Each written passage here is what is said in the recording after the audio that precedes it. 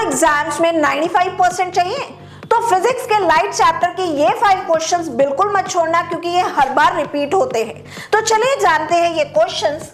Question number 1, state the type of mirror used in headlight of a car, rear view mirror of a vehicle and solar furnaces. Give a reason to justify your answer in each case. Reasons के साथ याद करना है। ये 2012 से 2023 तक बार बार पूछा गया है।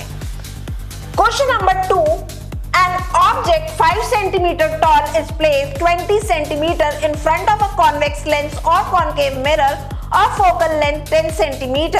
Find the position, size and nature of the image formed. This question popped up in 2014, 16, 17, 18, 20, 22 and 24. Convex lens हो या concave mirror, लेंस और मिरर फॉर्मूला पे 3 to 5 मार्क्स का क्वेश्चन कंफर्म है। Question number 3, the reflective index of diamond is 2.42. What is the meaning of this statement in relation to the light speed? Alternative question, if the refractive index of glass is 1.5, calculate the speed of light in glass given the speed of light in vacuum is 3 multiply 10 power 8 meter per second. तीसरी बात, diamond का reflexive index 2.42 है। इस statement का मतलब क्या है? Speed of light के रिलेशन में आंसर देना सीख लो। This question asked in 2012, 14, 15, 16, 18 and 23। फिर हमारा चौथा क्वेश्चन है, draw a ray diagram to show the formation of an image by a concave mirror or convex lens when the object is placed between the pole and focus. List the characteristics of the image.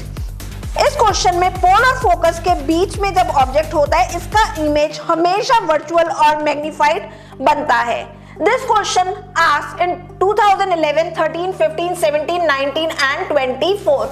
अब हमारा last 5th question है, define the power of a lens and right it's SI unit. If two lenses of power +2 diopter and -0.5 diopter are kept in contact, what is the net power and focal length of the combination?